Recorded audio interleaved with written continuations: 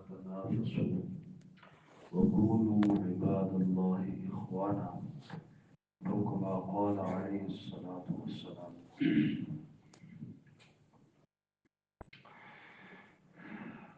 رمضان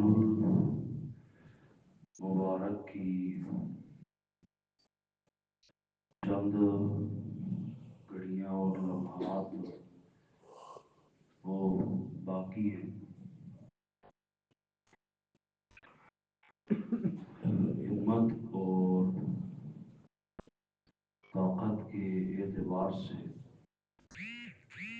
اللہ کی توفیق کے نتیجے میں ہر شخص اعمال صالحہ کو سدھارنے کی کوشش میں مصروف عمل ہے. اتنی زیادہ تگ و دو مشقت کاٹنے کے باوجود بھی حدیث پاک میں یہ آیا ہے کہ چند بندے ایسے ہیں کہ رمضان میں سب کی مغفرت ہو جاتی ہے، لیکن ان بندوں کی رمضان المبارک میں بھی بخشش نہیں ہوتی، حتیٰ کہ وہ شب قدر میں بھی اس فضیلت سے محروم رہتے ہیں.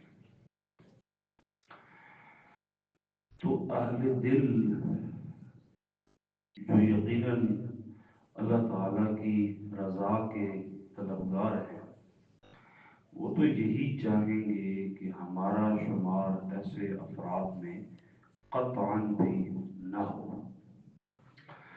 ان میں ہم نے کل ایک بندے کا ذکر پڑا تھا کہ جو قطع رحمی کرنے والا، قطع تعلقی کرنے والا ہے، بالخصوص قریبی رشتہ داروں سے واسطے تعلقات یہ توڑنے والا ہے. اس بندے کی مغفرت شب قدر میں بھی نہیں ہوتی. دوسرا بندہ شراب پینے والا ہے، جو عادی مجرم ہے شراب کا، یا جس نے اسے حلال سمجھ کے پیا، وہ تو یقینی طور پہ ایک گھونٹ پیتے ہی کافر ہو جائے گا. دائرہ اسلام سے وہ بندہ بالکل خارج ہے. اس بندے کی مغفرت بھی شب قدر میں بھی نہیں ہوتی، بشرطے کہ یہ بندہ توبہ نہ کر لے. اگر توبہ نہیں کرے گا تو یہ بندہ معافی کے قابل نہیں ہے.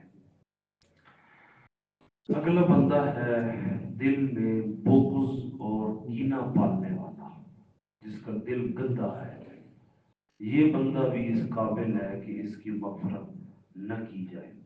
یہی وجہ ہے نبی کریم صلی اللہ علیہ وسلم نے ارشاد فرمایا، لا تباغضوا، لوگوں ایک دوسرے سے کینہ اور بغض نہ رکھا کرو.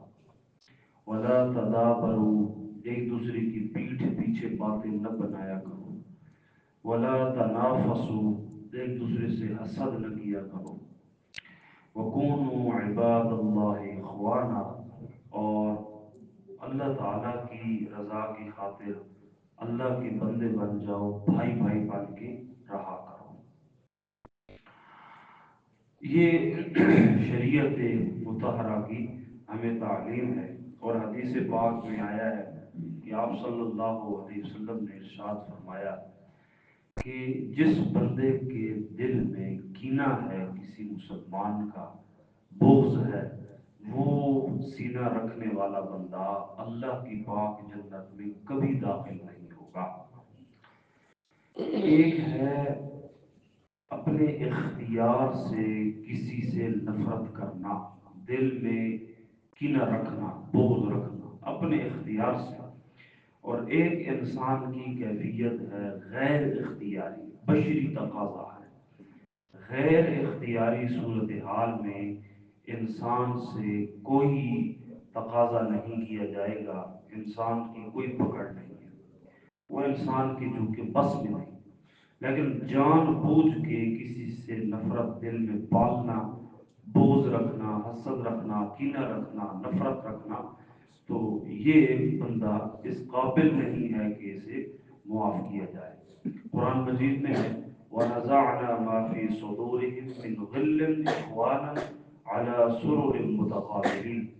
جنتیوں کو بھی جب جنت میں داخل کیا جائے گا، یعنی غیر اختیاری طور پر جو دل میں ایک نفرت سی پیدا ہوتی ہے، ایک بغض پیدا ہوتا ہے، تو قرآن پاک میں ہے کہ وَنَزَعْنَا مَا فِي صُدُورِهِم مِّنْ غِلٍّ، ان کے دل سے ہم یہ کینہ اور بغض کھینچ کر نکال لیں گے اور وہ بھائی بھائی ہو کے اللہ کی جنت میں داخل ہوں گے. یعنی مطلب یہ ہے کہ یہ غیر اختیاری کینہ رکھنے والا بندہ بھی جب کینے کے ساتھ جنت نہیں جائے گا، تو اپنے اختیار سے نفرت رکھنے والا بندہ تو قطعاً بھی نہیں جا سکتا. نبی کریم صلی اللہ علیہ وسلم کے ساتھ جس قدر لوگوں کے عجیب و غریب رویے تھے، جیسا کہ طائف والوں نے حضور علیہ السلام کو مارا تھا، پتھر مارے تھے، دھکے مارے تھے، گالیاں نکالی تھی، تو آپ صلی اللہ علیہ وسلم کا رویہ جو تھا، آپ کا جو کردار ہے، جو ہماری رہنمائی کرتا ہے، وہ تو اور ہے اور ہم کچھ اور کر رہے ہیں. آپ نے تو ایک دیوار کی اوٹ میں بیٹھ کے الٹا ان کے لیے دعا کر دی، اللہم اہد قومی فانہم لا یعلمون. اللہ میری اس قوم کو ہدایت دے، ان کا قصور نہیں ہے، یہ مجھے جانتے جو نہیں ہے. لیکن الٹا ان کے لیے ہدایت کی دعا کی جا رہی ہے، بجائے اس کے کہ ان کا بغض اور نفرت سینے میں محفوظ کی جائے. یہ صحابہ کرام تشریف فرما تھے. حضرت انس رضی اللہ تعالیٰ عنہ اس کے راوی ہیں، فرماتے ہیں کہ اسی دوران آپ صلی اللہ علیہ وسلم نے دیکھا کہ ایک بندہ آ رہا ہے مسجد میں. تو آپ نے فرمایا ابھی جو بندہ مسجد میں داخل ہوگا نا، یہ بندہ اہل جنت میں سے ہے، یہ جنتی بندہ ہے. دنیا میں اگر کسی نے چلتا پھرتا جنتی دیکھنا ہو تو وہ یہ ابھی جو آئے گا نا مسجد، وہ یہ ہوگا. سب کی توجہ پیچھے دروازے کی طرف ہے، کون آتا ہے. اچانک دیکھا کہ ایک صحابی آئے، تازہ وضو کیا ہوا ہے، ان کی داڑھی سے قطرے گر رہے ہیں، جوتے ان کے ہاتھ میں ہیں، اور دوسرے ہاتھ سے وہ یہ داڑھی جھاڑ رہے ہیں، قطرے جھاڑ رہے ہیں. وہ آئے، انہوں نے ایک کونے میں جوتے رکھے، انہوں نے نماز پڑھی، حضور کو سلام کیا اور چلے گئے. ہم دیکھتے رہے کہ یہ کون ہے. دوسرے دن اتفاقی طور پہ پھر آپ صلی اللہ علیہ وسلم نے فرمایا ابھی جو بندہ آئے گا نا، یہ جنتی ہے. ہم پھر متوجہ ہوئیے، ہم نے دیکھا کہ وہی بندہ جو کل تھا، بالکل اسی سٹائل میں، جوتے پکڑے ہوئے ہیں، داڑھی جھاڑ رہا ہے، جوتے رکھے، نماز پڑھی، سلام کیا، چل دیا. تیسرے دن پھر یہی معاملہ ہوا. آپ نے فرمایا ابھی جو آئے گا نا، وہ جنتی ہوگا. جوتے رکھے، داڑھی جھاڑ رہا تھا، نماز پڑھی، سلام کیا اور چل دیا. حضرت عبداللہ بن عمر رضی اللہ تعالیٰ عنہ، حضرت عمر رضی اللہ تعالیٰ عنہ کے بیٹے فرزند، وہ ان کے پیچھے نکل گئے، پیچھے پیچھے، اور سوچ رہے تھے کہ اللہ جانے یہ بندہ کون سا کام کرتا ہے، کون سا اتنا بڑا عمل کرتا ہے. آج تیسرا دن اس حضور کی زبان سے اسے جنت کی بشارت دی جا رہی ہے اور اس کو پتہ تک نہیں ہے. میں آج دیکھتا ہوں، دن اس کے ساتھ گزارنے کی کوشش کرتا ہوں، یہ کرتا کیا ہے جو ہم نہیں کر سکتے. تو میں اس شخص کے پاس گیا، میں نے کہا کہ میری کچھ مجبوری ہے، میں اگر آپ کے پاس 3 دن مہمان بن جاؤں تو کیا اجازت ہے؟ انہوں نے کہا مرحبا، خوش آمدید، تشریف لائیں، کوئی مسئلہ ہی نہیں. تو وہ لے گئے حضرت عبداللہ بن عمر کو اپنے ساتھ اپنے گھر. تو حضرت عبداللہ بن عمر فرماتے ہیں کہ میں تو ساری رات جاگتا رہا، دن بھر بھی اسے دیکھتا رہا، کوئی خاص کام تو اس نے کیا ہی نہیں، وہی 5 نمازیں، وہی تلاوت جو ہم بھی کرتے ہیں. رات کو میں نہیں سویا، میں نے کہا یہ رات کو ضرور کوئی عمل کرے گا، ساری رات میں اسے دیکھتا رہا۔ وہ اللہ کا بندہ بستر پہ آیا، اس نے کچھ دعائیں پڑھی، چپ کر کے سو گیا۔ صبح کی نماز سے تھوڑا پہلے اٹھا، اس نے وضو کیا، میں بھی اٹھا، سنتے پڑھی، مسجد چلے گئے، کوئی اس نے خاص کام نہیں کیا۔ میں بڑا حیران، نہ دن میں کوئی کام خاص جو ہم نہ کریں اور وہ کرتا ہو، نہ رات میں کوئی ایسا کام جو ہم نہ کریں اور وہ کرتا ہو۔ میں نے کہا ہو سکتا ہے انسان انسان ہے، اس کے معمولات گڑبڑ ہو بھی جاتے ہیں، کل دیکھیں گے۔ کل بھی گزر گئی، پرسوں بھی گزر گئی، 3 دن پورے ہو گئے، میں نے اس میں کوئی خاص کام نہیں دیکھا۔